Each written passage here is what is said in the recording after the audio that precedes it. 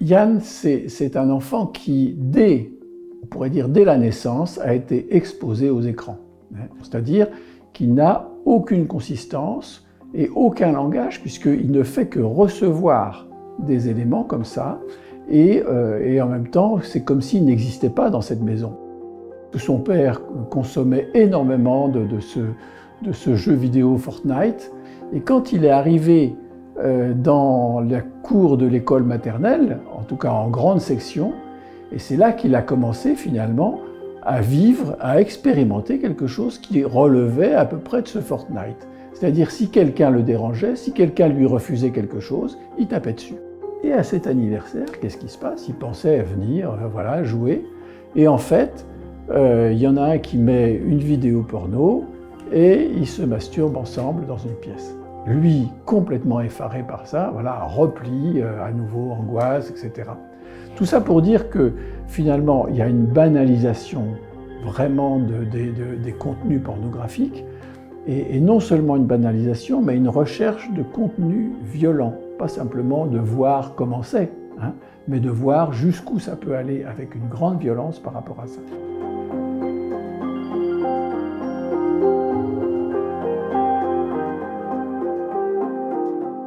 Bonjour Thierry. Bonjour. Vous êtes pédopsychiatre, responsable de la formation continue des psychiatres privés et président du collectif francophone de pédopsychiatrie. Vous êtes également l'auteur de plusieurs ouvrages de psychiatrie clinique comme La fabrique des enfants anormaux, La folie de l'artiste, Je suis ado et j'appelle mon psy et Je ne veux plus aller à l'école, paru aux éditions Macmillan. Cette semaine sort votre nouveau livre, Je ne sais plus qui je suis, toujours aux éditions Macmillan. Dans cet essai, vous dévoilez les mécanismes qui mettent en échec votre identité. Le titre du livre vous a d'ailleurs été suggéré par des enfants et des adolescents que vous suivez dans votre cabinet. Je ne sais plus qui je suis. Que dit cette formule brute sur la souffrance identitaire des plus jeunes? Je ne sais plus qui je suis, c'est une phrase que j'entends de plus en plus, et ça depuis les années 2000 à peu près, hein, avec vraiment une croissance importante, et encore plus depuis les années Covid. Non pas que ce soit les années Covid qui en soient la cause et la responsabilité, mais c'est une espèce de désarroi, de souffrance, d'angoisse aussi de ces jeunes, souvent... alors ça va de l'enfant, en tout cas la puberté, 10-14 ans, jusqu'à des adultes qui viennent, des jeunes adultes, 25-26 ans effectivement, qui sont complètement déroutés dans leur... à la fois dans leur relation avec les autres, à la fois dans leur façon de se projeter dans le monde, et surtout de sentir leur consistance, leur existence. Parce que en fait, ce que ça dit, c'est « je n'existe pas », ou « j'ai le sentiment de ne pas exister », ou parfois « je ne ressens pas les choses », ou « je ne sais pas où j'en suis », et c'est pas simplement c'est dans quelle étagère qu'on disait avant avec l'humour finalement autour de l'adolescence, mais c'est vraiment quelque chose de l'ordre d'un désarroi. Alors, dans votre livre, vous vous appuyez sur de nombreux cas cliniques d'enfants, d'adolescents et de jeunes adultes que vous suivez dans votre cabinet. Et vous parlez longuement de Brian, qui est en primaire. L'enfant est décrit comme adorable par sa mère, mais il devient violent et instable après une exposition massive aux écrans. Oui, c'est bien de commencer par Brian, parce que Brian, en fait, effectivement, tout petit, aucun problème. C'est-à-dire qu'il avait été adorable, il dormait normalement, etc. Et puis, il a été exposé parce que son père consommait énormément de ce jeu vidéo Fortnite. Et voilà, un père qui n'apporte pas une réelle éducation à son fils et qui simplement le met à côté de lui et joue en réseau, et ça crie, ça insulte, etc., etc. Et cet enfant a été très tôt exposé à cette violence, hein, sans avoir aucune capacité de maîtriser cette violence-là.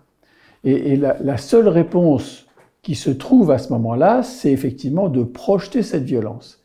Et quand il est arrivé dans la cour de l'école maternelle, en tout cas en grande section, et c'est là qu'il a commencé finalement à vivre, à expérimenter quelque chose qui relevait à peu près de ce Fortnite.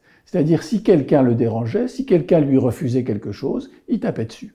Et donc, ce qui a été compliqué, c'est à la fois une mère en désarroi, hein, qui voulait vraiment faire quelque chose pour son fils et qui ne supportait pas l'attitude de son mari, du père de l'enfant, mais qui en même temps était sous la menace et d'une certaine violence aussi du père qui voulait pas être dérangé. Et donc, ça a été très compliqué de faire bouger ça, puisque le père disait il n'a pas besoin d'un psy, c'est des conneries, etc., etc. Et donc, il a fallu que je fasse une prescription de ne pas regarder d'écran pendant un mois. Et cette prescription a été mise face au père, qui finalement s'est mis en colère et s'est isolé complètement dans une chambre et dit « je ne veux plus rien de vous ». Et à ce moment-là, Brian a commencé à rejouer avec des Playmobil, des Lego, voilà, à discuter avec sa mère, etc. Et en même temps, le travail avec les enseignants et avec moi a permis au fur et à mesure qu'il extériorise quelque chose sous une autre forme. C'est-à-dire qu'il réussisse finalement, plutôt que d'être traversé par une violence qui ne faisait que reproduire, de pouvoir exprimer tout ce qu'il ressentait par rapport à ce qu'il avait vu et en même temps le traduire dans les mots et puis dans ses constructions et dans les dessins et dans tout ce qu'il faisait. Voilà. Et le dénouement s'est fait à partir de là.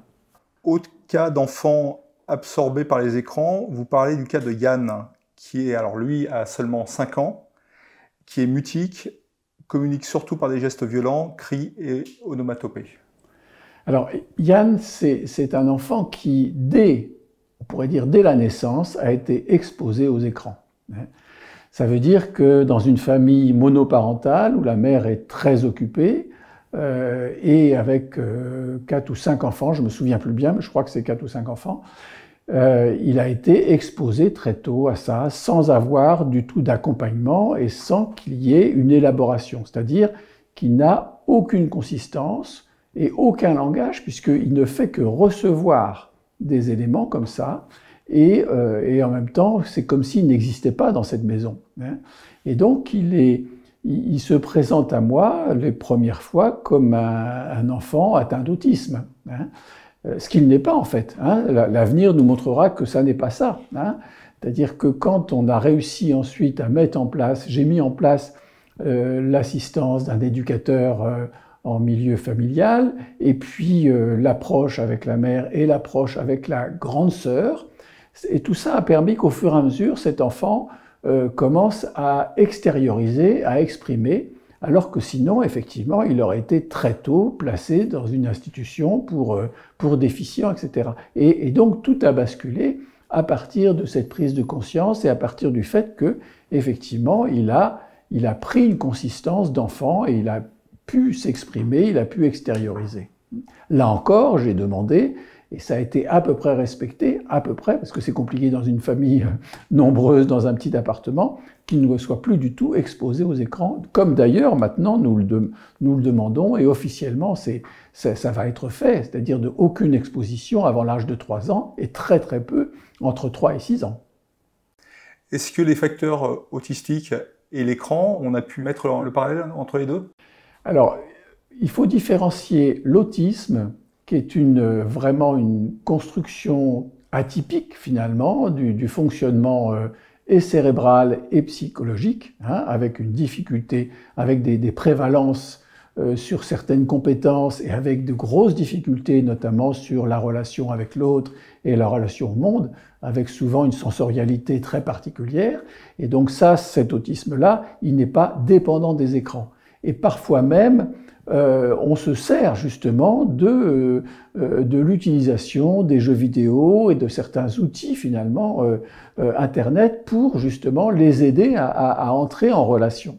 À la différence effectivement d'enfants comme Yann qui, eux, placés dans cette situation de subir passivement, sans expérience concrète de vie, prennent la forme d'un état autistique.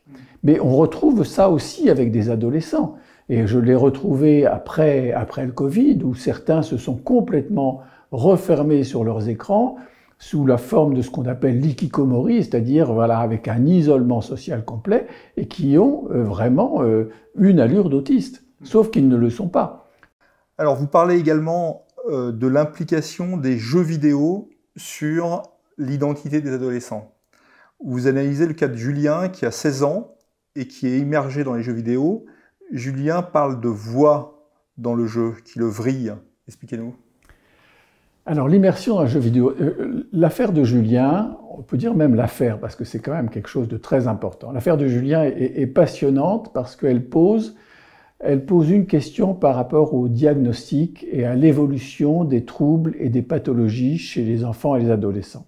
Parce qu'en fait, Julien, jusqu'à l'âge de 15-16 ans, c'est un enfant qui ne pose pas de problème particulier, qui fait du sport, qui a des copains, etc.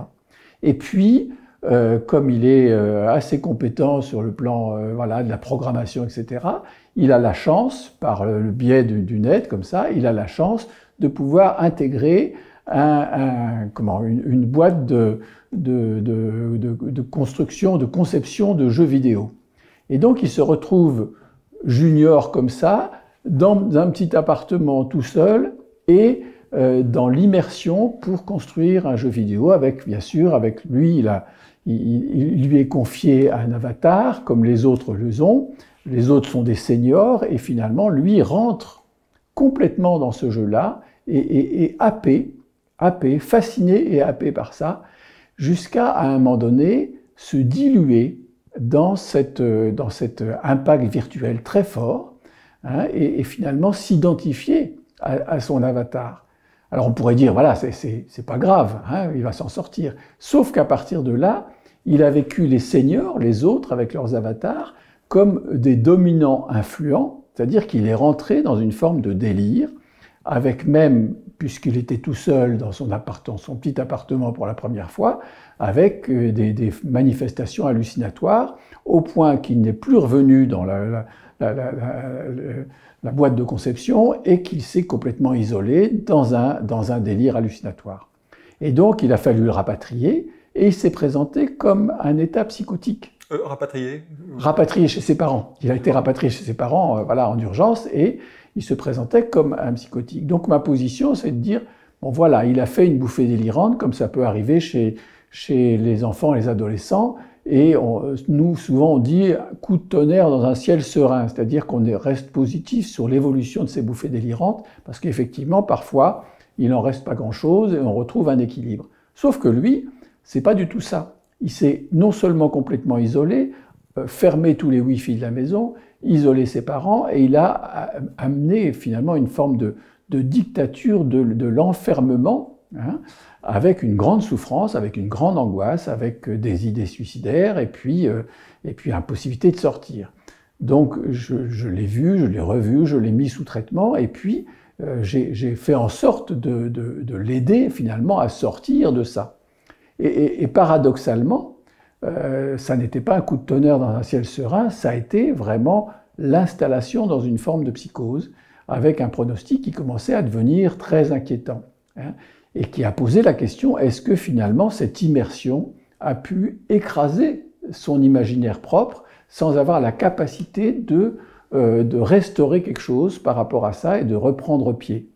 Et il a fallu, et là il y a une anecdote thérapeutique très intéressante, c'est que à un moment donné, il vient dans une telle détresse, en hurlant dans mon cabinet, voilà, avec une violence, mais une violence plus dirigée contre lui que contre moi. Et je me dis, là, il faut vraiment que je fasse quelque chose à tout prix. Et c'est là où on aborde la question de l'invention thérapeutique avec les adolescents et les adultes jeunes. Et je lui dis, écoute, j'ai un problème. Mes petits-enfants, parce ils étaient déjà un peu âgés, mes petits-enfants regardent n'importe quoi sur leur contenu vidéo, il faut faire quelque chose, j'essaye de mettre un contrôle parental, ça ne marche pas, est-ce que tu peux m'inventer quelque chose? Voilà. Et donc, une forme de perplexité, je le mets en situation d'un enjeu de faire quelque chose, et il s'enferme chez lui, et il commence à chercher quelque chose, et il a effectivement cherché, que je n'ai pas compris à la fin, dont je ne me suis pas servi, mais en tout cas, lui, ça lui a servi à reprendre pied, à rouvrir les canaux, c'est le Wi-Fi, etc., et à reprendre une capacité de maîtriser quelque chose grâce au contrôle parental. Et en fait, il a réussi à remettre en place un contrôle qui protégeait son monde, son univers et son identité. Et pourquoi ses parents devenaient des ennemis? Pourquoi des personnes dans la réalité devenaient des ennemis pour lui? Parce qu'il y a tout un système d'influence et il y a tout ce qu'on appelle un automatisme mental. C'est-à-dire que toute personne est potentiellement un associé des dominants influents qui sont des menaces et qui vont le tuer. Voilà. Donc les parents, s'ils font un faux pas, ils sont assimilés à ça. Moi, si je fais un faux pas, je suis assimilé à ça. Et à ce moment-là, on n'a plus de prise sur lui. Les parents ont été très bien dans cette situation, lui ont permis ont respecté cette protection.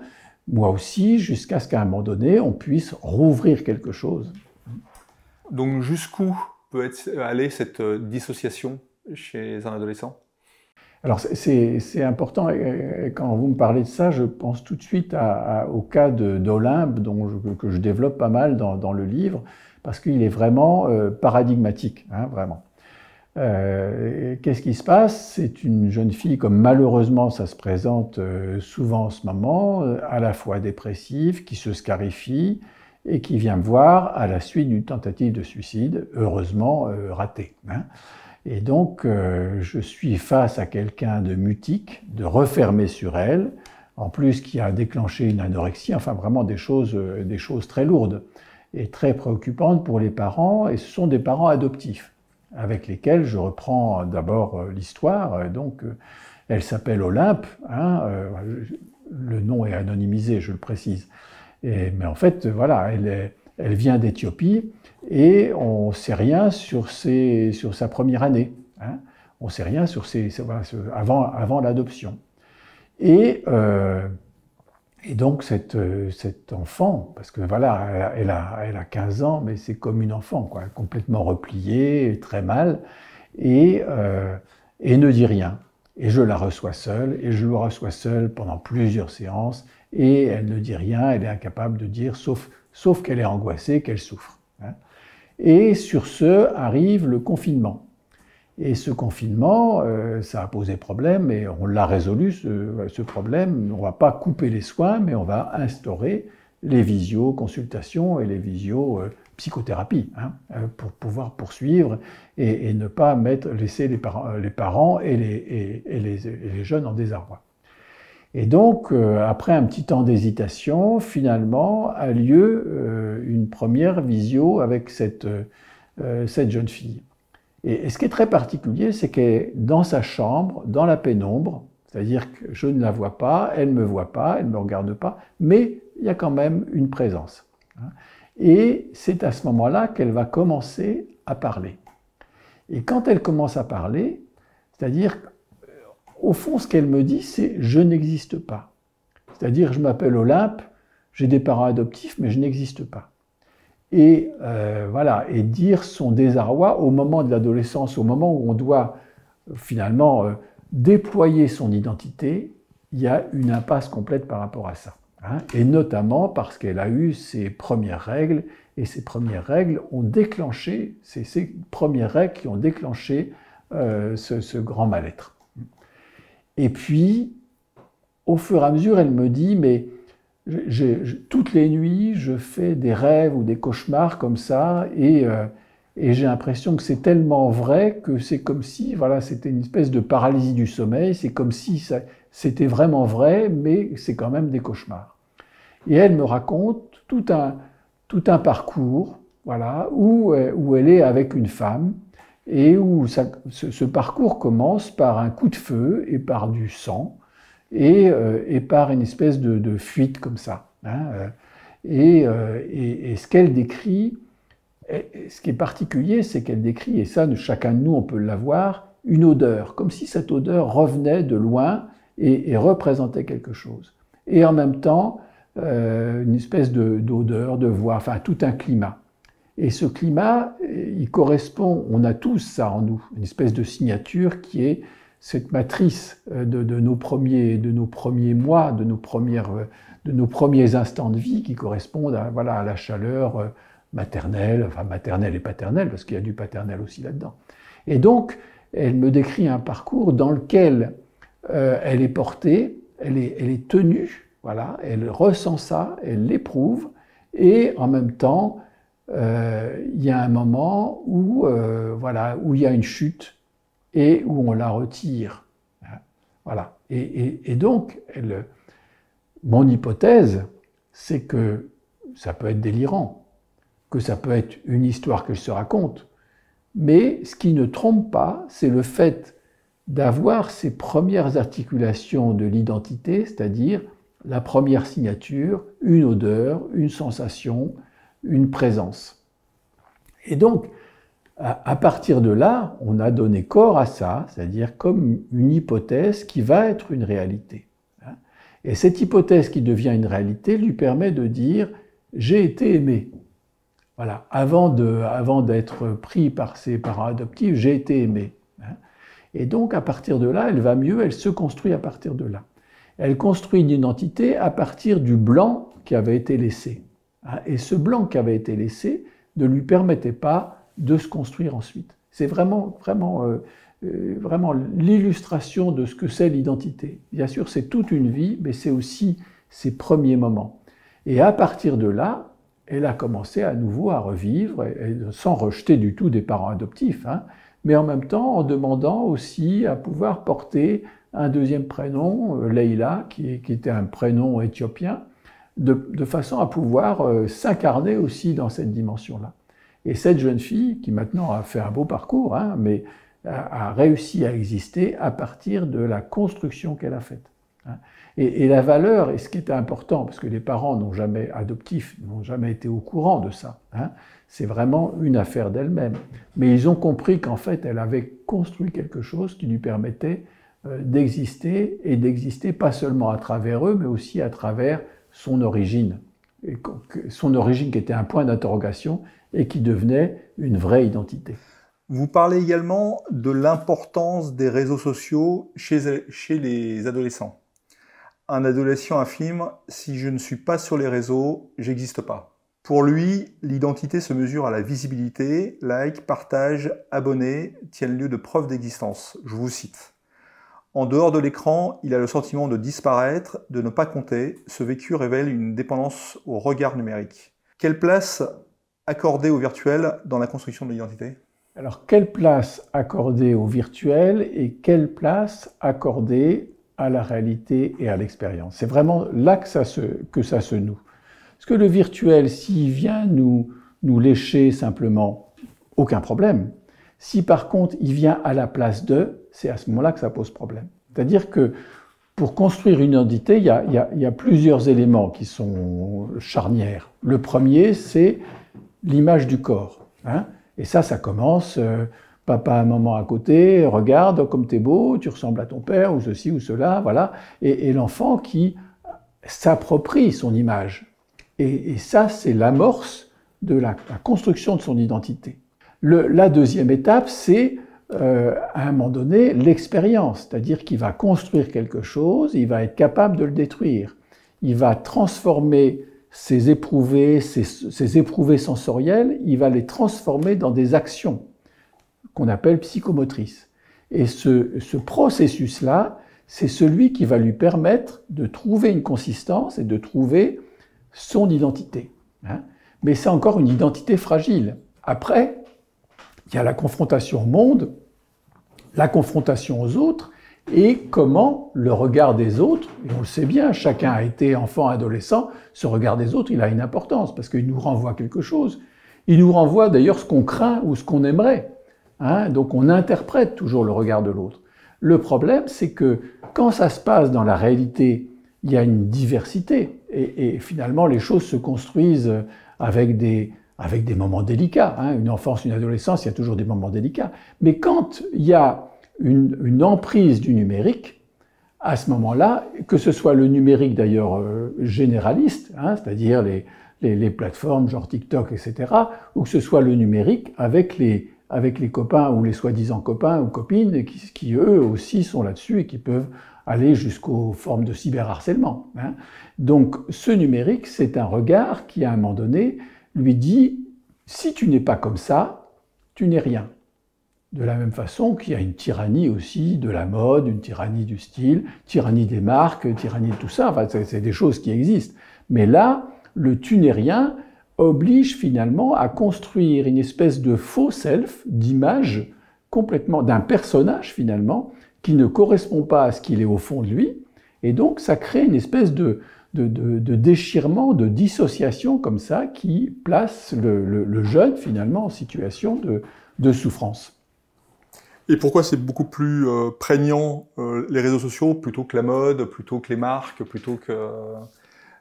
pourquoi le virtuel est beaucoup plus prégnant dans cette construction? Le virtuel, on pourrait dire, il est aussi prégnant que le reste. Hein, c'est-à-dire que l'impact, l'emprise du consumériste et la pression très forte qu'il y a sur ce qu'on doit être, voilà, et qui vient de partout, qui vient des médias, mais qui vient aussi beaucoup des réseaux, justement, et qui vient bien sûr des copains, des copines. Ça a une importance considérable. Hein, et on sait bien qu'il y a des enfants qui en arrivent même à se suicider parce qu'ils sont humiliés dans leur milieu scolaire, parce qu'ils n'ont pas les bons vêtements. Hein. Donc ça, c'est une réalité, malheureusement. Hein. Mais en plus, avec le virtuel, il y a quelque chose qui dit c'est ça et c'est pas autre chose.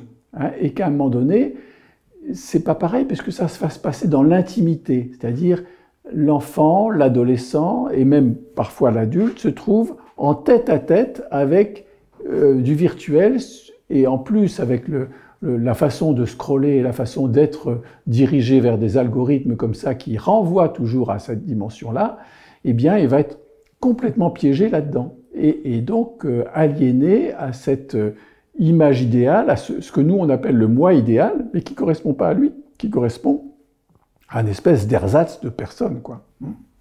Vous traitez également des cas d'intrusion de l'intelligence artificielle dans le milieu scolaire. Un adolescent, dont vous traitez le cas dans le livre, est confronté à ses devoirs à la maison, exprime son détour, c'est trop long, je préfère demander à l'IA. Les enfants et les adolescents actuels sont intelligents, éveillés, plutôt riches dans leur expression, hein, et quand je parle aujourd'hui, c'est tout en disant que finalement, beaucoup d'adolescents vont bien. Hein. Il ne s'agit pas de dire c'est le désastre, hein, ce n'est pas du tout mon propos. Mais en tout cas, ce que j'ai entendu au moins à 2-3 reprises sur les 2 dernières années, c'est tellement pratique quand même. Hein. Ça fait à ma place. Et comme ça, je peux jouer à mes jeux vidéo. Voilà, il y en a un qui m'a même fait le calcul. Sur 2 heures, avec un quart d'heure avec ChatGPT, j'ai résolu le problème et j'ai 1 heure 3/4 pour jouer. Hein. Et ni vu ni connu. Et ça veut dire qu'ils sont passifs, en fait, par rapport... Le problème qu'on a par rapport à l'intelligence artificielle, c'est que les gens, en fait, ont l'impression de faire les choses plus vite, mais en fait, c'est l'intelligence artificielle qui fait les choses à leur place. Donc ils sont plus actifs. Alors, en tout cas, quand je parle de ce jeune, je garde un bel espoir, parce que en même temps, il est intelligent et il n'est pas si passif que ça. C'est-à-dire, le moment venu, il s'adaptera. Hein. Mais effectivement, pour certains, le fait d'éviter à chaque fois l'effort de la pensée, de la réflexion et de l'expérience va effectivement court-circuiter cette dimension de construire sa vie, de construire sa personnalité, construire son identité, et de pouvoir, à un moment donné, affronter les situations. Hein. Donc c'est vraiment un piège. Autant ChatGPT peut être un outil remarquable, autant là, ça vient à la place et ça vient tuer quelque chose de la construction, voilà, et de l'élaboration et de l'effort aussi, parce que voilà, il n'y a pas d'existence sans effort, malheureusement. Hein. Un autre adolescent raconte avec fierté « Je suis devenu auteur en un clic ». Alors, ça a été un adolescent quand il est venu me voir au début, et avec une grande souffrance et une forme de schizophrénie. Hein. Très inquiétante au départ. Et puis, je le vois maintenant depuis quand même une vingtaine d'années. Hein. Une vingtaine d'années, mais il va bien. Il va bien, il travaille d'ailleurs dans le domaine de l'intelligence artificielle. Et donc, il était toujours un peu bancal, hein, c'est-à-dire un peu replié sur lui, fragile. Dès qu'on le regardait un peu de travers, il commençait à reprendre des idées délirantes, hein, y compris sur sa famille. Donc, il était quand même dans une position de grande fragilité. Et puis, il a trouvé ça, c'est-à-dire je peux écrire un livre. Alors il a commencé par des poèmes, bien sûr, comme souvent. Et puis je peux écrire un livre et être édité et me lire et être lu par les autres. Et donc avec une grande fierté, il m'a amené son premier livre, son deuxième livre, son troisième livre. Voilà, il en a maintenant édité, je crois, une dizaine. Et dans ces livres, finalement, même si on peut critiquer le contenu, qu'importe, moi ce que je vois, c'est qu'à partir de là, il a construit une forme d'identité, il a consolidé quelque chose, et il existe à travers ce qu'il a réalisé. Donc c'est bien, c'est une expérience positive à partir de laquelle il existe. Pour d'autres, je pense que ça peut être un danger quand même, effectivement, finalement de rentrer dans une forme de marketing comme ça, avec des faux auteurs ou des choses comme ça. Là, c'est pas du tout son cas. C'est plutôt quelque chose qui est positif pour lui. Alors, vous parlez également de l'importance des films porno dans le déséquilibre psychique des adolescents. Vous prenez le cas d'Elsa, qui se vit comme un corps abîmé et pourri, incapable de s'aimer. Elle raconte qu'on lui a imposé une version pornographique du conte du Chaperon Rouge. Alors, Elsa, c'est quelque chose de très particulier, parce qu'en fait, très tôt dans son enfance, elle a regardé en commun avec sa grande sœur et sa mère toutes ces téléréalités, genre Villa des corps brisés, voilà, enfin, toutes ces qui sont à la fois très érotisées, qui sont d'une vulgarité, voilà, une bonne vulgarité, hein, voilà, tout ce qu'il faut pour effectivement attiser, exciter, etc., et rendre addict finalement de ces contenus-là qui, voilà, qui flirtent avec l'érotisme et qui flirtent aussi avec une certaine violence dans le rapport humain. Hein. Et donc, elle a absorbé tout ça, étant enfant, sans du tout mesurer ça. Parce qu'elle regardait ça quand elle avait quel âge? Elle regardait ça quand elle avait 8 ans. 8 ans, parce qu'elle était, voilà, elle était avec la grande sœur et sa mère, et voilà, elle regardait ça. Sauf que quand elle arrivait à sa puberté, avec effectivement la pression que peut représenter la puberté sur le plan hormonal, avec les modifications du corps, etc., elle a regardé ces contenus en cachette dans sa chambre, elle s'est entretenue là-dessus, et elle est allée même jusqu'à la dimension de pornographie, hein, aller chercher. On a très vite accès, quoi qu'on en dise, et même maintenant encore, on a très vite accès à ces contenus pornographiques. Et donc, elle a été, on pourrait dire, possédée par cette dimension-là, habitée par ça. Et comme les parents, finalement, laissent une certaine liberté, moi j'appelle ça un abandon, hein, à leurs enfants, à 13 ans, elle sortait dans le quartier. Et à 13 ans, elle n'a rien dit de ce qui se passait pour elle, à ses parents bien sûr, mais elle a fait l'objet, elle a fait des nudes, comme on dit, et elle a fait l'objet d'un cyberharcèlement, de menaces, et elle est rentrée dans cette consommation, elle est devenue objet sexuel, et elle a subi ça avec une grande souffrance, et sans que les parents le sachent, parce que bien sûr elle n'en parlait pas, et que les parents finalement voilà, ne voyaient pas du tout, voilà, abandonnaient leur fille finalement, hein, tout en pensant que c'était lui laisser une liberté. Et il a fallu à un moment donné voilà, une grande angoisse et un passage à l'acte, hein, c'est-à-dire elle a fait une tentative de suicide, elle s'est scarifiée, et pour qu'elle arrive jusqu'à moi, et à ce moment-là, qu'elle réussisse à en parler, hein, et pas devant ses parents, mais qu'elle réussisse à en parler en tête à tête avec moi. Et à ce moment-là, on a pris des mesures éducatives. Moi, j'ai demandé qu'un éducateur intervienne dans le foyer, et puis très vite, elle a demandé aussi à être en internat, hein, de façon à pouvoir sortir de ce piège-là et commencer à se reconstruire. Ce qui est le cas maintenant, c'est quelqu'un qui va bien maintenant. Mais elle est passée quand même par quelque chose de traumatisant qui reste là comme une empreinte douloureuse pour elle. Et a-t-on les mêmes dérives, les mêmes problèmes chez les garçons? Chez les garçons, la dérive actuelle, c'est plutôt l'agression sexuelle et la violence. Hein. Et ça, c'est quelque chose qu'on retrouve... moi, je vois principalement les victimes, mais je vois aussi certains qui voilà, expriment une violence très forte, hein, avec des passages à l'acte, encore récemment, hein, qui a donné un coup de couteau à un autre, voilà, simplement parce que l'autre le dérangeait. Hein. C'est-à-dire qu'il n'y a pas ce recul, finalement, de dire, mais voilà, l'acte peut être dangereux. Hein. C'est-à-dire que c'est une espèce de passage comme ça, avec une violence et qui s'exprime aussi dans la sexualité, c'est-à-dire dans la façon de prendre l'autre comme objet, hein, ou d'agir sous forme de harcèlement ou de cyberharcèlement par rapport aux filles dans un collège, par exemple. Et ça s'amplifie par rapport à il y a une trentaine d'années. Ah oui, ça s'amplifie. On voit le nombre d'attaques au couteau chez les enfants et les adolescents en ce moment, c'est très impressionnant. Et les agressions sexuelles, je sais pas, viol, agression sexuelle. Les agressions sexuelles, on ne peut pas trop mesurer, parce qu'avant, on n'en parlait pas. Maintenant, on en parle. Donc, est-ce qu'il y en a plus, ou est-ce qu'elles apparaissent plus vite? Je ne vais pas répondre à ça. Je ne sais pas. Hein. Je pense qu'il y en a toujours eu beaucoup. Voilà, dans les caves, partout. Voilà. Il y a toujours eu ça beaucoup, dans les familles. Mais c'était voilà, une omerta là-dessus. Maintenant, on en parle un peu plus, heureusement. Et les vidéos, les films porno aussi ont pris une importance flagrante pour les garçons, pour leur sexualité? Alors, je vais donner un exemple. Je soignais un jeune qui présentait une phobie scolaire. Et voilà, ça a été très difficile de faire en sorte qu'il aille mieux. Puis il a réussi finalement, progressivement, à aller mieux, à sortir d'une angoisse. Et son angoisse, c'était de toucher sa mère. Hein, c'est quand même pas rien. C'est-à-dire, il avait peur finalement que le contact, voilà, contienne une dimension érotique, érogène finalement. Et donc, il avait complètement coupé les relations comme ça. Et il souffrait de ça.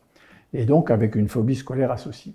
Et puis, donc, il va mieux, il commence à aller mieux, il se fait des copains, il arrive à rentrer en 6e et il est invité à un anniversaire. Et à cet anniversaire, qu'est-ce qui se passe? Il pensait venir, voilà, jouer. Et en fait, il y en a un qui met une vidéo porno et ils se masturbent ensemble dans une pièce.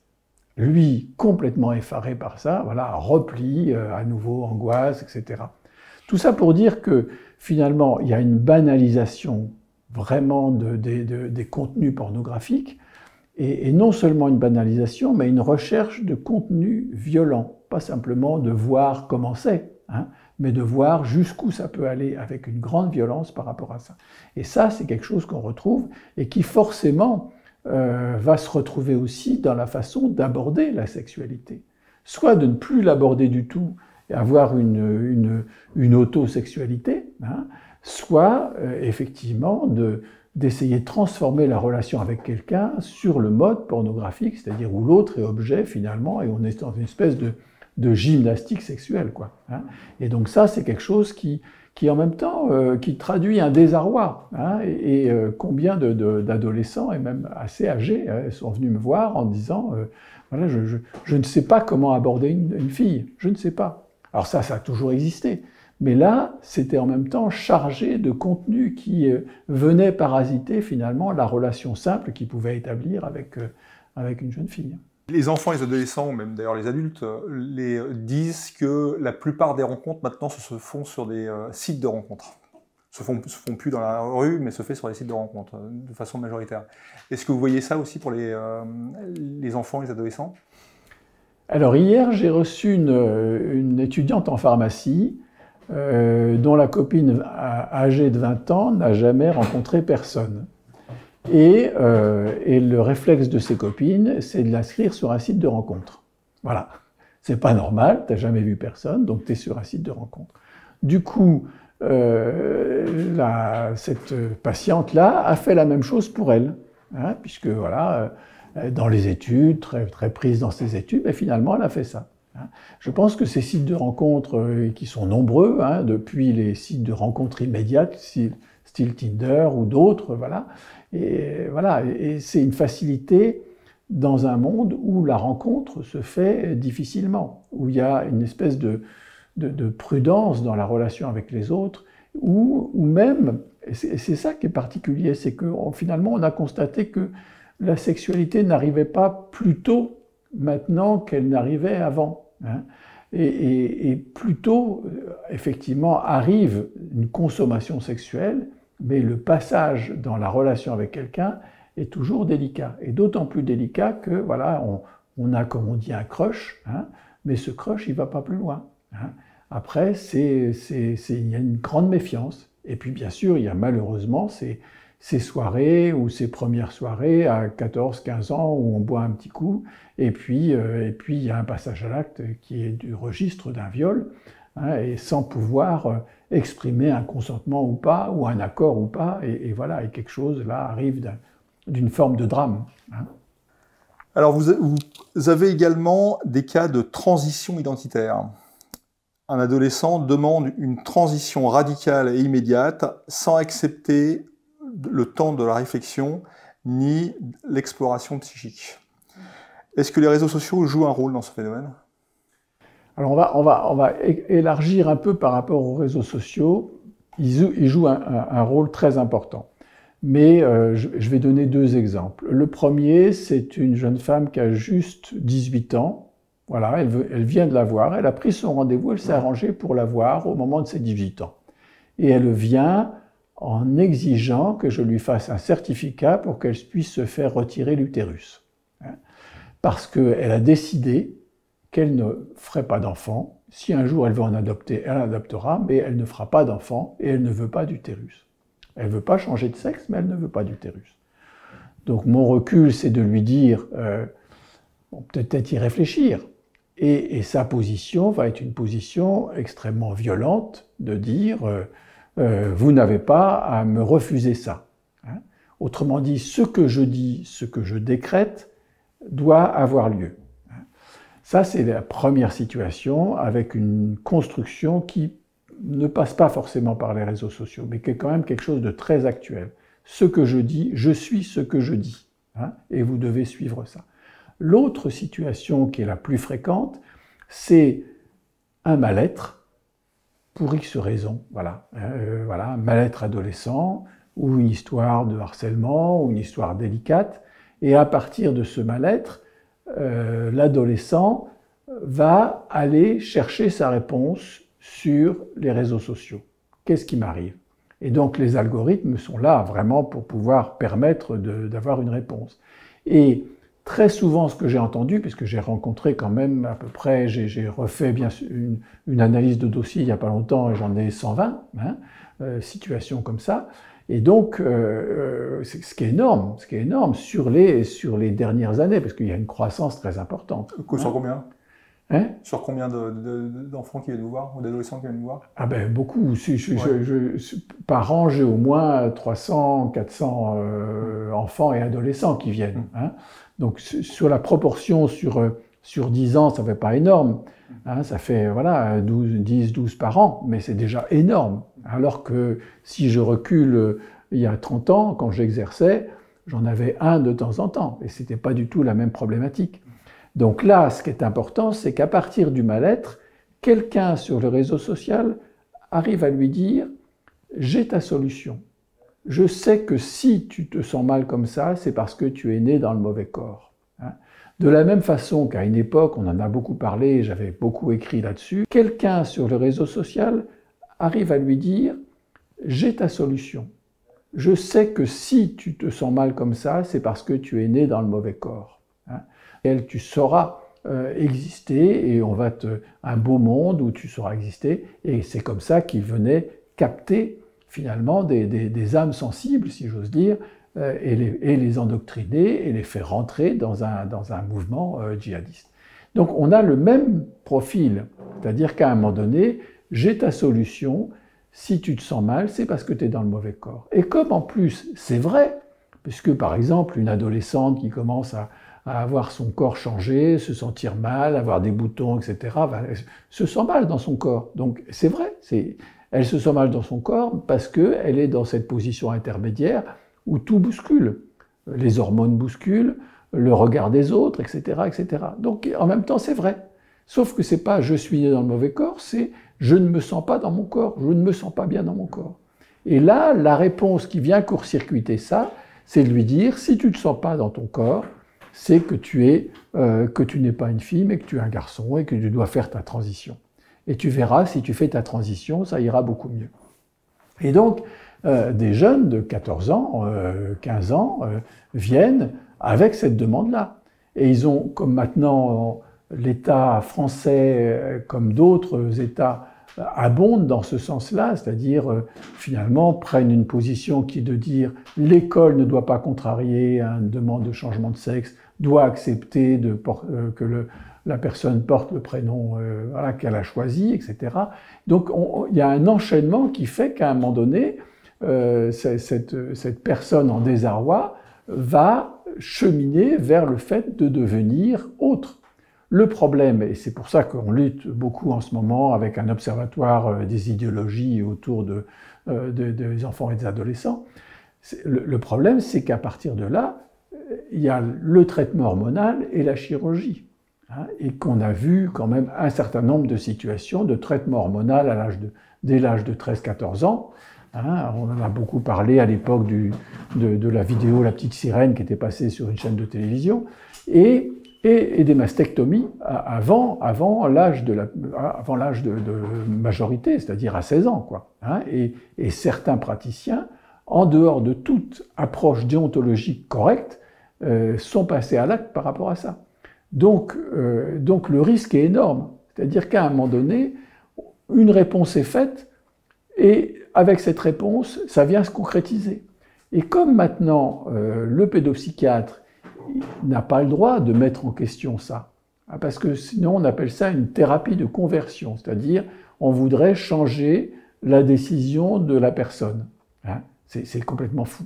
Alors qu'en fait, nous, notre analyse, c'est une analyse de qu'est-ce qui se passe pour cette personne, et non pas la faire changer d'avis, mais la faire réfléchir sur cette position-là. De façon à ce que si un jour, effectivement, il y a une transition, que cette transition se fasse dans de bonnes conditions et pas avec un désastre, comme je cite un des cas dans ce livre, où effectivement, après, il y a une anorexie, des tentatives de suicide et une recherche pour, comme on dit maintenant, détransitionner, c'est-à-dire revenir en arrière, et parfois même, comme ça s'est passé en Angleterre, faire des procès à ceux qui avaient facilité la transition. Sur les 120 cas que vous avez eus, combien sont passés à l'acte ? Peu finalement, à peu près une vingtaine. À peu près une vingtaine. C'est déjà beaucoup. C'est déjà beaucoup, mais sur ces 20, c'est difficile de faire une proportion, mais sur ces 20, il y en a vraiment 5 ou 6 pour lesquels ça a été dramatique. Hein, et où je n'ai rien pu faire parce que la machine était en route. Les autres, effectivement, se posaient une question d'une transition qu'on pourrait dire légitime. C'est-à-dire que depuis très tôt dans l'enfance, cette sensation d'appartenir à l'autre sexe, d'être dans le jeu avec les autres, voilà, et même d'avoir des grandes affinités à ce niveau-là, fait qu'il y avait une cohérence et que les choses se sont relativement bien passées pour ces personnes-là. Alors, il n'y a pas que les écrans, les jeux vidéo, les réseaux sociaux pour déstabiliser les jeunes. Vous parlez également de la culture manga, donc des livres. Plusieurs adolescents que vous suivez dans votre cabinet expriment le désir de devenir un héros doté de super-pouvoirs. Alors ça, j'imagine que ça a toujours existé, ça. Alors oui, cette histoire-là de manga, j'en parle un peu parce que voilà, en même temps, c'est créatif. Hein, voilà, j'ai un patient qui n'allait pas bien, qui maintenant fait des mangas. Il s'éclate, voilà, il s'éclate au sens positif du terme, et il réalise des choses très belles. Donc c'est pas le problème. C'est comme l'enfant qui veut devenir footballeur, la jeune femme qui veut devenir styliste, etc. Enfin, tout ça, ça existe. Et il n'y a rien d'inquiétant dans tout ça. Il n'y a vraiment rien d'inquiétant. C'est-à-dire qu'à un moment donné, on se projette dans un moi idéal. Hein. C'est-à-dire, voilà. Et puis après, il y a la confrontation à la réalité. Sauf le seul problème qu'il peut y avoir, c'est que si la confrontation à la réalité représente un fossé trop important, il y a une forme de renoncement, hein, qui fait qu'effectivement, il n'y a plus de sens et il n'y a plus de façon de projeter son identité dans quelque chose d'autre. Et donc, c'est toute une construction qui doit se faire à partir de là, voilà, je ne serai pas footballeur, je ne serai pas styliste, ou je ne serai pas réalisateur de manga, mais je vais en faire quand même une part de ma vie, et pour le reste, il faut faire autre chose. Alors, un adolescent témoin, vous avez également plusieurs cas concernant les relations entre les parents et les enfants, qui semblent également énormément changer ces dernières années. Un adolescent assiste à une scène où la police humilie son père. Bon, j'imagine que c'est assez rare quand même. Et il vit un effondrement de confiance et de sécurité. Ils ont humilié mon père. Oui, alors, c'est important, mais ça, c'est pas quelque chose de nouveau. C'est-à-dire qu'au moment où il y a eu l'affaire de Charlie Hebdo et des frères Kouachi, les frères Kouachi étaient à Reims, où j'habite, et par malheur, cette famille était dans le même immeuble que ses frères Kouachi. Et donc, la police est venue à démonter la porte, à voilà, malmener le père, l'a menotté et l'a emmené devant les enfants. Traumatisme, voilà, mais ça, c'est des choses qui ont toujours existé. Voilà, à chaque fois qu'il y a des situations dramatiques comme ça. Et donc, ce qui est délicat, voilà, c'est comment se sortir de ce traumatisme-là. Et comment, malgré tout, trouver une identité qui ne sera pas une identité de revendication, de revanche, de vengeance, mais qui sera une identité de pouvoir dépasser ça, surmonter ça pour exister autrement. Or, ce qui a été très difficile avec ce jeune, c'est qu'à un moment donné, il puisse s'incarner dans une forme de combat pour réussir et non pas un combat juridique par rapport à cette position de victime dans laquelle il était. Le père, lui, est resté dans cette position de victime et de souffrance, et alors que le jeune, lui, a réussi progressivement à se construire une entité à partir de ça. Une forme de ce qu'on appelle de résilience qui lui permet de s'imposer, de s'affirmer autrement. Ça, c'est pas quelque chose de nouveau. Mais par contre, ce qui est important, c'est que ça, à un moment donné, ébranlé de telle façon l'identité, parce que le père était un élément charnière, essentiel pour ce garçon, plus encore que pour d'autres, donc il y a un vrai effondrement. Et à partir de là, voilà, le soin a été très compliqué pour pouvoir, à un moment donné, étayer à nouveau quelque chose, non pas sur le père, mais sur une autre dimension d'appropriation.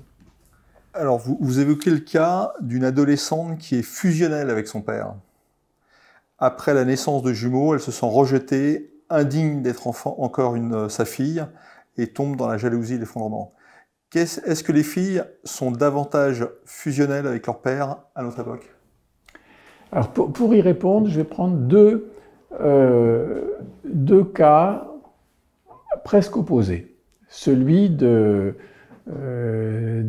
je crois qu'elle s'appelait Elsa, et enfin, de toute façon, ce sont tous des noms anonymisés, ça ne correspond pas à leur prénom. Et l'autre qui s'appelait Aïda. Aïda est une jeune femme qui vient, qui a 17 ans quand elle vient me voir, avec un voile léger, enfin une belle jeune fille, mais avec un voile qui ne la masque pas complètement. Et elle me parle de sa souffrance, elle me parle notamment de la violence de son père et de son frère. Et surtout de sa revendication à un moment donné de vivre comme les autres. Et donc elle fait tout un chemin comme ça, d'accompagnement, tout en me précisant que sa mère est toujours restée complètement soumise comme ça, et elle sent bien qu'à un moment donné, ça va froisser pour elle et que ça va poser un gros problème. Et donc, au fur et à mesure, elle trouve une situation face à cette contrainte dans laquelle elle est. Finalement, elle dépose des habits chez une de ses copines, et quand elle sort de chez elle, elle va s'habiller à la mode actuelle, et elle rentre chez elle avec ses vêtements et son voile, etc. Et puis, le frère découvre ça un jour, et à ce moment-là, cette jeune fille se fait maltraiter, malmener, violenter, et je la revois quelque temps avec sa mère, toutes les deux voilées, mais voilà, c'est pas le niqab, mais c'était presque ça. Voilà, vraiment et elle complètement déprimée. Et donc j'essaie de faire bouger quelque chose dans tout ça. Et la mère allait aussi dans ce sens-là, jusqu'à ce que le père vienne me voir en me disant que j'avais détourné sa fille, enfin vraiment un propos complètement violent comme ça, et finalement il l'a emmenée au pays, comme on dit, pour la marier. Voilà l'histoire, la triste histoire d'Aïda. À l'opposé de ça, donc Élise, qui est une jeune fille qui a, elle, 15 ans, qui est effectivement très proche de son père, longtemps très proche de son père, jusqu'à ce qu'il y ait la naissance de 2 jumeaux. Et bon, son rôle, ça a été finalement d'être gentille avec les jumeaux pour pouvoir garder une place dans la famille. Enfin, c'était quelque chose de compliqué. Et donc, son identité était complètement bouleversée par ça, c'est-à-dire qui je suis et quelle place je peux prendre. Hein. Et donc, elle a commencé à manifester une certaine violence par rapport à ça, qui finalement correspondait à un appel à l'aide, et que les parents n'ont pris que comme une violence. Hein. Et donc, dans cet appel, pour finalement à la fois la rassurer sur l'amour qu'on pouvait avoir pour elle, et en même temps pour qu'elle puisse se construire, eh bien, à un moment donné, ça a complètement dérivé. Et donc, j'ai eu un premier entretien dans mon cabinet où elle a été d'une extrême violence avec ses parents. Je me demande même comment ils ont supporté ça. Et puis finalement, elle a demandé, elle aussi, à être en internat. Hein, et les parents ont refusé, il n'y a pas de raison qu'on paye un internat pour toi. Et je la vois revenir, quelque temps après, voilée. Hein, mais voilée de façon assez importante, et accompagnée par une maghrébine qui était une de ses amies, qu'elle m'a dit est une de ses amies, qui elle ne l'était pas. Hein. Et elle vient me dire, je me suis convertie.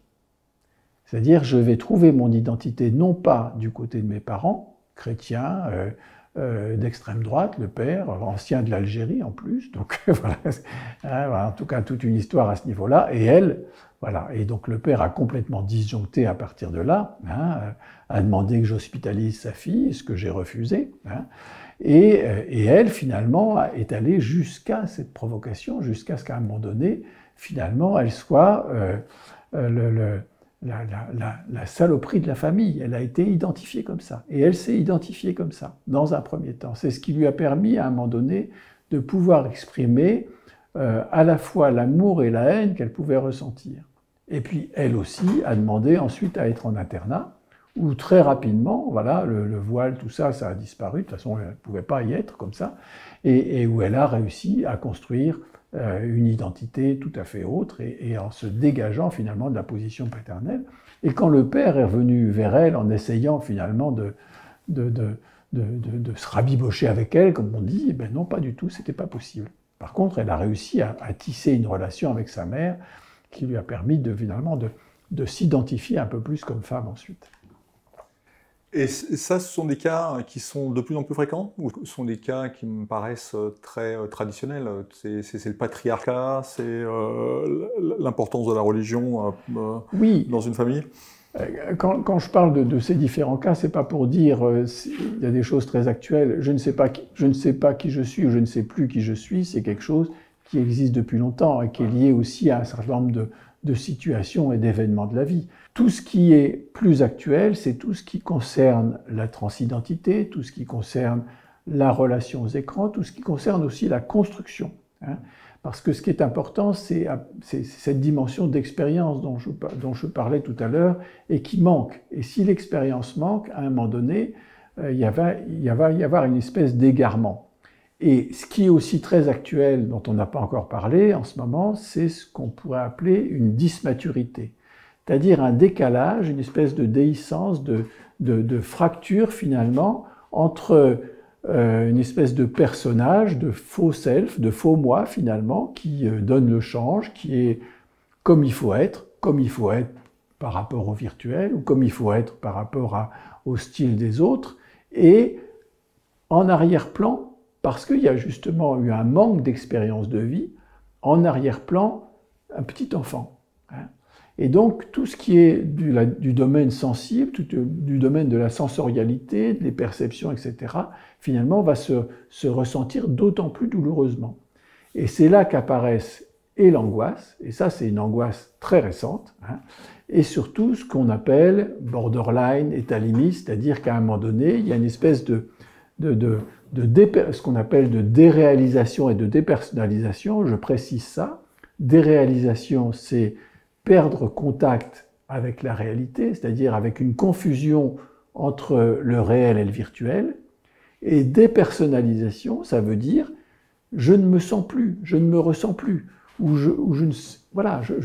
et donc avec toute une série de manifestations, y compris des manifestations hallucinatoires, ou des troubles de personnalité, ou des dédoublements de personnalité, ou ce qu'on appelle des alters, des troubles dissociatifs de l'identité, et ça c'est quelque chose de très nouveau et de très préoccupant. Très nouveau sur les 10 dernières années, et très préoccupant parce que, d'une part, ça amène à des conséquences graves, scarification, automutilation, tentative de suicide, mais aussi parce que ça compromet vraiment l'insertion. On rentre dans des dimensions de pathologie. Et donc, à partir de là, c'est compliqué. Il faut mettre en place à la fois des mesures éducatives, des mesures de traitement psychothérapique, mais aussi des mesures de traitement médicamenteux pour sortir de là. Et ça, c'est vraiment le phénomène, et c'est certainement ce phénomène qui m'a donné vraiment envie et besoin d'écrire ce livre, c'est-à-dire cette dérive dans laquelle on est par rapport à cette dysmaturité, cette dissociation finalement entre l'être profond et celui qui donnerait en théorie le change dans la vie réelle. D'accord. Et ces problèmes ont une influence sur les relations avec les parents? Ces problèmes, bien sûr, c'est à la fois, ça traduit une préoccupation par rapport aux parents, c'est-à-dire il a manqué quelque chose. Il a manqué quoi? Il a manqué peut-être des preuves d'amour, ça peut arriver. Il a manqué une attention, une vraie écoute. Moi, je parle souvent à ses parents, c'est-à-dire, est-ce que vous avez déjà parlé avec votre enfant sous les étoiles? Chacun, on a ce souvenir-là. C'est les vraies discussions. C'est pas, tiens, qu'est-ce que tu as, etc. L'enfant ne répond pas aux questions. L'enfant, il a besoin, à un moment donné, de créer une dimension, finalement, d'intimité pour pouvoir parler. Ça n'existe que très rarement. Parce que la vie est dans une accélération telle que, finalement, il n'y a pas ça. Donc, il n'y a pas de réelle écoute. Même si ils ont envie d'écouter leurs enfants, mais il n'y a pas de réelle écoute. Il y a des questions qui sont posées auxquelles l'enfant ne répond pas. Et donc, il y a cette responsabilité-là, c'est-à-dire une absence finalement d'aide à la construction. Et puis, il y a aussi un élément fondamental qui est la question de l'autorité parentale. C'est-à-dire comment on pose des limites et un cadre, non pas une exigence et un autoritarisme, mais des limites et un cadre qui sont structurants et qui permettent d'accéder à l'expérience, de grandir, de savoir plus quel est son désir et d'aller vers ça. Alors, dans cette relation avec les parents, il y a aussi un phénomène d'amplification qui est, quand un enfant est en conflit avec sa mère, par exemple, il lui lance « bon, t'es méchante, je vais le dire à mon éducateur ». Il utilise la présence d'un tiers éducatif comme moyen de pression pour échapper aux règles parentales.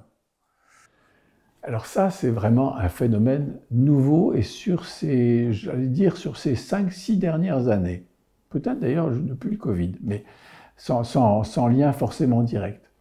C'est-à-dire que de plus en plus, et j'en avais parlé ça dans la fabrique des enfants anormaux par rapport aux informations préoccupantes. C'est-à-dire que dès qu'un enfant pose un problème ou inquiète, et dès que les parents ne répondent pas immédiatement à la demande des enseignants ou des éducateurs, est lancée une information préoccupante. Est-ce qu'il y a un danger pour cet enfant? Alors on peut dire, pourquoi pas, on peut poser. Sauf qu'à un moment donné, ça met les parents dans une situation de tutelle, et à ce moment-là, se met en place un système, c'est-à-dire les éducateurs viennent, le juge décide d'une enquête sociale, les éducateurs viennent, et on va dire aux parents, vous faites bien ou vous faites pas bien, et on va dire à l'enfant, voilà, c'est ça, et puis on est là pour toi, et puis s'il y a un problème avec tes parents, tu nous le dis, etc. Or, ce qui se passe, c'est quand les parents font preuve d'autorité parentale, et en y pensant et en souriant, j'ai au moins 2-3 cas comme ça, et l'enfant... on lui dit, ben non, pas d'écran, écoute, t'es puni, tu n'auras pas d'écran pendant une semaine, ou à partir de maintenant, tu nous rends à partir de 20h ton téléphone et le reste, et c'est comme ça. C'est-à-dire une preuve d'autorité sensée de la part des parents. Sauf que ça ne va pas. Et qu'à un moment donné, l'enfant va glisser quelque chose, et dans ces 3 cas auxquels je pense, effectivement, mes parents me maltraitent. Et donc, revient en boomerang une enquête sociale sur les parents, jusqu'à même pointer ses parents comme de mauvais parents et envisager même que l'enfant puisse aller dans une famille d'accueil. Et l'enfant qui est complètement dans une déréalisation par rapport à ça, se rendant pas compte des enjeux, voilà, jusqu'à voilà, mes parents sont méchants, je vais aller ailleurs, jusqu'à ce qu'ils se rendent compte à un moment donné, stop le jeu, quoi. Hein, ça rigole plus. Ça rigole plus, il y a une machine qui est enclenchée et le risque, c'est effectivement à la fois de pointer et de condamner les parents et en même temps d'envoyer l'enfant dans une famille d'accueil ou dans un foyer. Hein. Et malheureusement, c'est arrivé une fois où l'enfant s'est retrouvé dans un foyer. Et à ce moment-là, il a dit « stop, on arrête tout hein, ». Voilà. Sauf que c'était trop tard, les choses étaient enclenchées. Le juge avait pris une décision, c'était enclenché. Et donc ça, c'est vraiment un phénomène nouveau et de plus en plus fréquent, c'est-à-dire cette façon de mettre la famille sous tutelle. Au moment où justement l'autorité parentale devrait se poser mieux, de façon plus cohérente, et à ce moment-là arrive une tutelle, et on pourrait même dire une double tutelle. La tutelle par les réseaux sociaux, c'est-à-dire qui vont être les prescripteurs, qui vont dicter ce qu'on doit faire avec l'enfant, hein, et la prescription et la tutelle de l'État qui va dire « voilà ce que c'est que d'être bon parent hein ». Avec des avantages, c'est-à-dire qu'on a limité la violence parentale, et ça pourquoi pas, mais aussi avec des dérives qui sont le fait, à un moment donné, de mettre en cause des parents qui exercent tant bien que mal leur autorité parentale. Alors après avoir passé en revue une quinzaine de cas pratiques, même peut-être plus d'ailleurs, qui sont provoqués par la mue à marche forcée de notre société, quelles sont à votre avis les solutions pour résoudre ce déséquilibre de l'identité chez les enfants? Première, comment aider un enfant à mettre en mots sa souffrance plutôt que de l'exprimer par la violence et le retrait? Je pense qu'il y a un certain nombre de choses à proposer qu'on a déroulées au fur et à mesure. Hein. La première, c'est ne pas priver l'enfant de l'expérience de vie. Hein. Et qu'est-ce qui prive l'enfant d'une expérience de vie? Avant tout, c'est le fait de ne pas vivre réellement la vie. C'est-à-dire, mettre un enfant à 2 ans devant un écran, c'est le priver de l'expérience de vie. Hein. Même si ça lui plaît d'être devant l'écran, et même si finalement il devient captif, puisque tout est fait pour qu'il soit captif. Ne pas le priver d'expérience de vie, c'est aussi lui permettre à un moment donné d'exprimer, non pas sa violence, mais voilà, ce qu'il veut exprimer avec une certaine force. Hein, parce que dans l'expérience, prenons un exemple. Un enfant, très tôt, il a besoin de jeter quelque chose, mais il aura besoin de le ramasser. Donc 2 situations, soit il jette quelque chose et à chaque fois le parent lui rend et dit « tiens mon petit », voilà. Donc il ne va pas faire l'expérience, à chaque fois ça revient, donc ça reviendra toujours, donc il peut toujours jeter. Par contre, si quand il jette quelque chose, le parent dit « ah tu l'as acheté, ben, je le mets à la poubelle », et ben voilà, on le prive aussi de son expérience d'aller rechercher la chose. Si par contre, et justement c'est là où il y a quelque chose d'important sur le plan de l'éducation et de l'autorité parentale, c'est-à-dire il jette quelque chose, ouais t'as bien jeté ça, maintenant tu vas aller le ramasser. Si tu ne le ramasses pas, moi je ne le ramasserai pas à ta place. Hein. Et donc cette expérience psychomotrice, mais en même temps cette expérience d'aller chercher est une construction de l'autonomie et une construction de l'identité, c'est-à-dire je suis capable d'aller faire ça. Et donc tout ce qui va dans le sens de priver d'une expérience concrète, c'est-à-dire de transformer tous les éprouvés, les émotions, etc., de les transformer en actes et de trouver sa solution à ça, hein, c'est ça l'éducation. Hein, et de lui permettre, alors bien sûr en tant que parent on est facilitateur par rapport à ça, mais facilitateur ne veut pas dire qu'on va faire à la place ou ne veut pas dire qu'on va à un moment donné empêcher les choses. Voilà. Donc ça, c'est la première chose, c'est-à-dire ne pas priver l'enfant de cette expérience qui va lui donner une consistance, hein, que ce soit à travers son corps, que ce soit sa perception de son corps, que ce soit à travers sa capacité d'agir sur le monde ou d'agir sur les autres. Qu'est-ce qui se passe quand on met un jeune enfant devant un écran? Lui, il a, voilà, déjà, il a des sensations, des émotions, il les a déjà au départ, hein. Tout ça va être exacerbé par ce qu'il voit. l'impact des couleurs, des mouvements, voilà, même très tôt. Hein. Et tout ça amènerait le besoin d'agir là-dessus. C'est-à-dire, c'est ce qu'on appelle le sensorimoteur et le psychomoteur. Le sensorimoteur, c'est transformer des sensations en action. Et ça, c'est la définition, même pas de l'humain, hein, parce que ça se passe aussi comme ça pour les animaux. Hein. Si vous regardez des petits singes ou des petits, même des oiseaux, hein, il y a cette dimension-là. Et donc, si on le prive de ça, c'est-à-dire s'il est passif devant un écran, il va recevoir des impacts comme ça, sans pouvoir ni les traduire en mots, bien sûr, parce qu'il ne parle pas encore, mais ni les traduire en action par un mouvement. Et donc, ces impacts vont avoir un caractère traumatique. Ça ne veut pas dire qu'il est traumatisé à vie, mais ça va avoir un caractère traumatique sans qu'il y ait une réponse possible. Et donc, tout ça s'accumule. Et c'est la source de l'instabilité et donc des troubles d'hyperactivité, d'agitation et de troubles de l'attention de l'enfant, parce qu'il n'aura pas construit justement cette base minimum. Hein. Alors que si, par exemple, il est en train, voilà, on est en train de lui donner à manger et puis qu'il crache, voilà, ou il jette sa cuillère et tout ça, voilà, c'est l'occasion à chaque fois, et chaque parent a été parfois très agacé par tout ça, mais en même temps, se servir de ça pour apporter un élément éducatif, c'est-à-dire ah ben t'as plus de cuillère, voilà. Bon, tu reprends ta cuillère, mais à condition que tu manges, voilà. Il y a quelque chose qui se construit dans la relation et qui fait que l'enfant, à la fois, a une action sur le monde, hein, puisqu'il a besoin de ça, et en même temps, il intègre un certain nombre d'éléments qui lui permettent à la fois de se socialiser, mais en même temps d'exister réellement. Hein. Voilà, c'est ça la distinction. Quelles sont les autres solutions? Je disais, ces premières solutions, c'est l'expérience et de l'image du corps et l'expérience de vie. La deuxième, c'est de ne pas prendre les enfants, alors on me dit pour des canards sauvages, mais je dirais ne pas prendre les enfants pour ce qu'ils ne sont pas. Hein.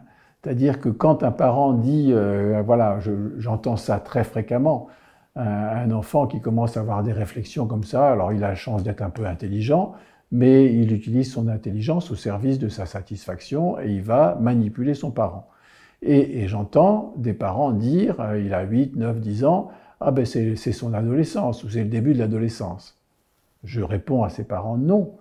C'est l'expression d'une tentative de toute puissance. Et c'est normal. Hein. Si c'est, comme on dit, de bonne guerre, il va essayer d'avoir une toute-puissance sur vous, puisque ça lui permet d'avoir une satisfaction immédiate. Et si vous prenez ça pour une adolescence, c'est un égarement complet, vous le mettez à une place où il n'est pas. Et donc lui, il va jouer à l'adolescent. Et en fait, c'est un tout petit enfant qui, à un moment donné, est privé de son adolescence parce qu'il ne franchit pas cette étape, qui est l'étape de frustration, d'accepter cette frustration, et d'être, comme on dit, remis à sa place. Remis à sa place ne veut pas dire être écrasé, mais dire tu es l'enfant, moi je suis le parent, voilà, ce qui est décidé là c'est comme ça, tu ne vas pas fouiller dans mon sac, tu ne vas pas prendre mon portable, tu ne vas pas, etc., etc. La limite est posée. Hein. Et à ce moment-là, c'est ce qui va permettre ensuite d'amorcer finalement une capacité d'exister. Hein. L'autre chose aussi, on en parlait tout à l'heure, l'autre élément fondamental, c'est l'écoute. Hein, c'est-à-dire comment on crée l'écoute avec l'enfant. La première chose, et moi je conseille souvent ça aux parents, c'est-à-dire on est en train de raconter une histoire le soir, quand encore on raconte des histoires aux enfants le soir, hein, et lui il veut qu'on lui raconte toujours la même histoire. Mais quand on sent que son enfant est dans un moment un peu délicat, un peu tristounet ou un peu agité, cette histoire-là, elle va permettre de dire, mais tiens, toi, qu'est-ce que tu ferais à la place de Pinocchio ou choses comme ça, hein, qu'est-ce que tu ferais? Ou à la place de la petite poule rousse. Voilà. Et l'enfant, à un moment donné, va commencer à parler à partir de là. Et il va commencer à dire ce qui peut le faire souffrir. Combien d'enfants ont gardé des situations de maltraitance, de harcèlement, y compris même sexuel, qu'ils ont vécu très tôt et ils l'ont gardé entièrement en eux parce qu'il n'y a pas eu cette occasion à un moment donné de libérer une parole, hein, de dire bah, machin il m'a touché le zizi ou une chose comme ça, ou voilà, il me bouscule tout le temps dans la cour. C'est-à-dire à un moment donné, cette maltraitance qui va empêcher justement de prendre une consistance. Donc ça, cette dimension d'écoute, elle est fondamentale. Alors, il y a une solution dont on parle beaucoup en ce moment, et il y a une commission parlementaire qui travaille là-dessus. Il y a eu des rapports qui ont été envoyés. Nous, on a fait un rapport en tant que pédopsychiatre. Il y a un rapport qui est encore plus dur qui s'est installé, donc pas d'écran avant 15 ans, enfin tout ce qu'on peut entendre, des choses un peu irréalistes et à mon avis impossibles à mettre en place. Par contre,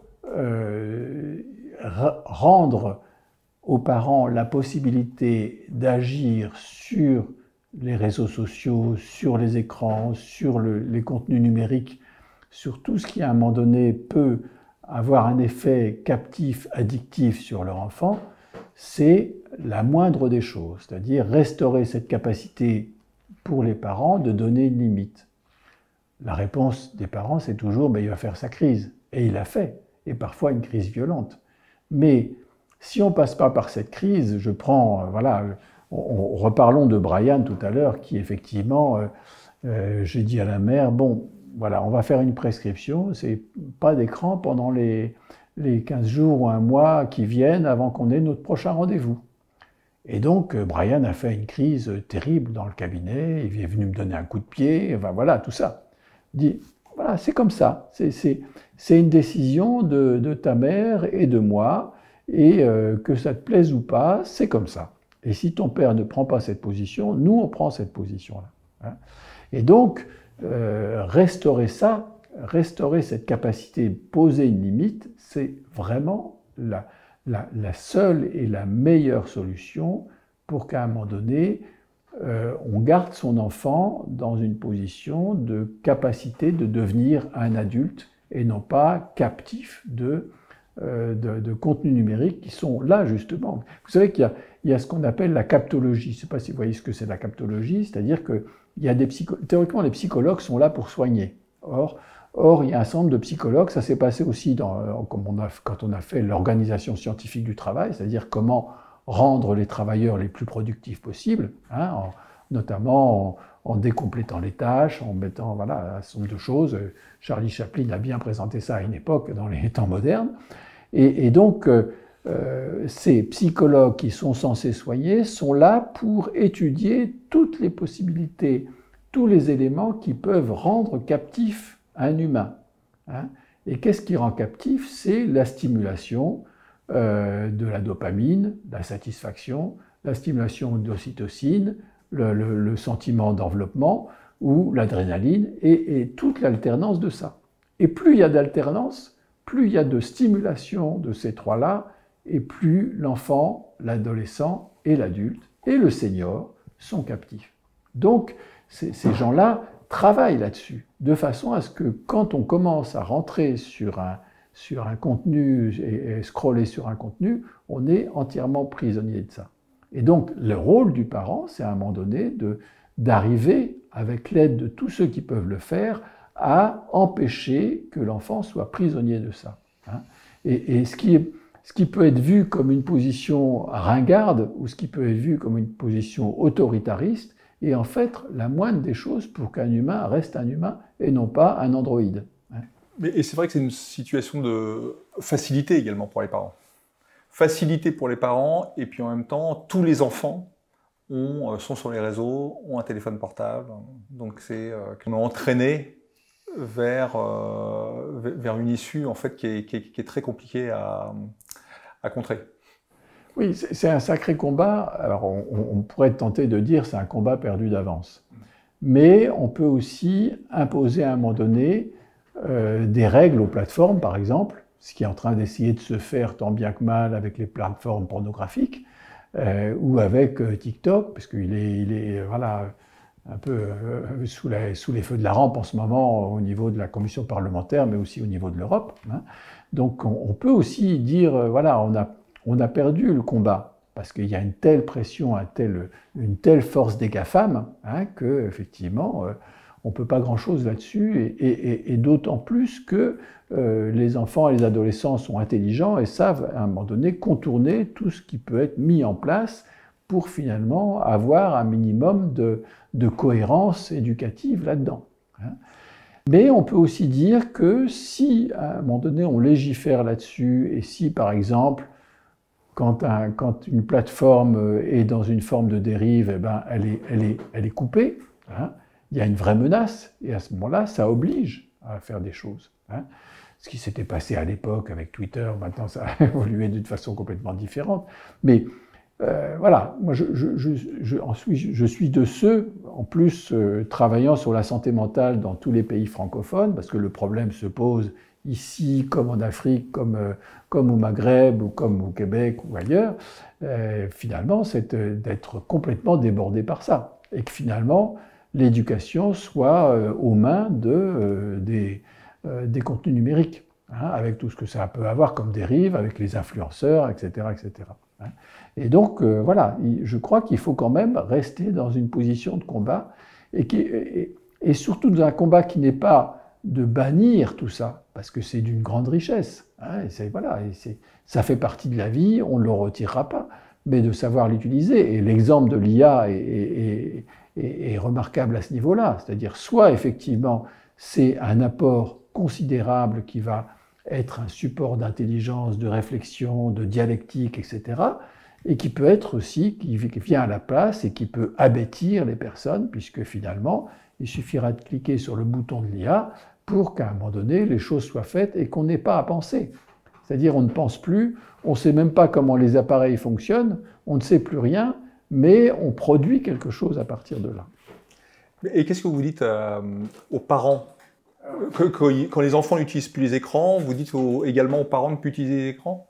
J'essaye de ne pas culpabiliser les parents, mais il y a une grande tentation quand même. C'est-à-dire que, effectivement, quand un enfant me dit, je dis enfant, adolescent, hein, me dit, de toute façon, à chaque fois que je veux lui parler, elle est sur ses écrans, voilà, ou elle est en permanence au téléphone, ou il est toujours sur ses jeux vidéo pour parler du père, voilà, il y a une réalité aussi.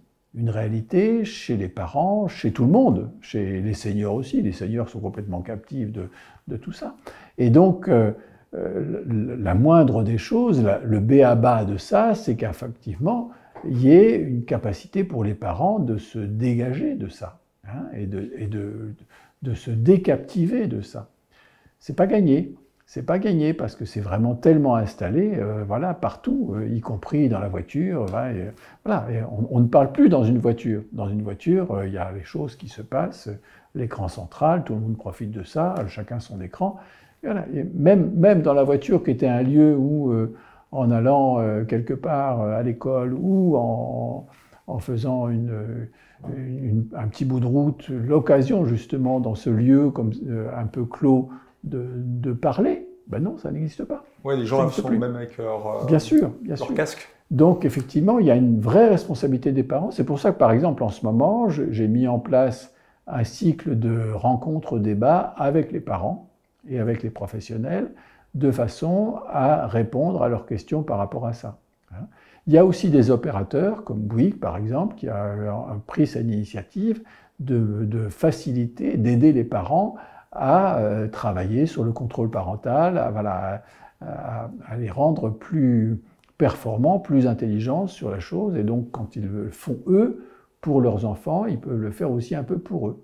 Mais c'est un problème aussi dans l'entreprise, hein, dans les entreprises, où à un moment donné, je me souviens, j'ai fait pour une maison de champagne qui tentait tant bien que mal d'arranger les choses entre les vieux et les jeunes, hein, et j'avais notamment la description, puisque je faisais une présentation et une recherche avec eux, avec tout le personnel par rapport à ça, et un qui était au contrôle qualité, et au contrôle qualité des bouteilles qui sortaient était sur son téléphone. Donc ça veut dire que le contrôle qualité, il n'y en avait pas du tout. Hein.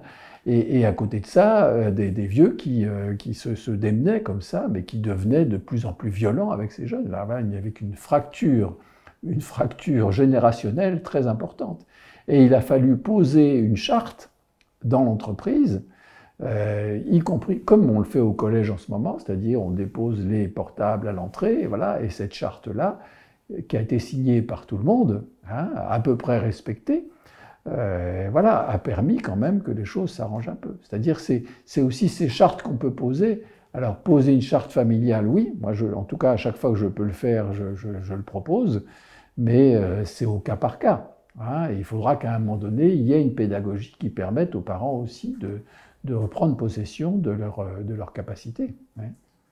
Vous avez un cas de charte familiale que vous avez mis en place qui, non seulement il y avait des exigences pour les enfants, mais également pour les parents? Oui, alors, une dernière qui a bien fonctionné, une charte qui a été posée, j'ai fait un rendez-vous familial, hein, dans lequel les reproches fusaient des deux côtés. Hein, et ce qui était intéressant, c'est que j'entendais aussi les reproches des enfants dans cette situation, mais quand je veux parler à ma mère, ben voilà, elle est sur son téléphone.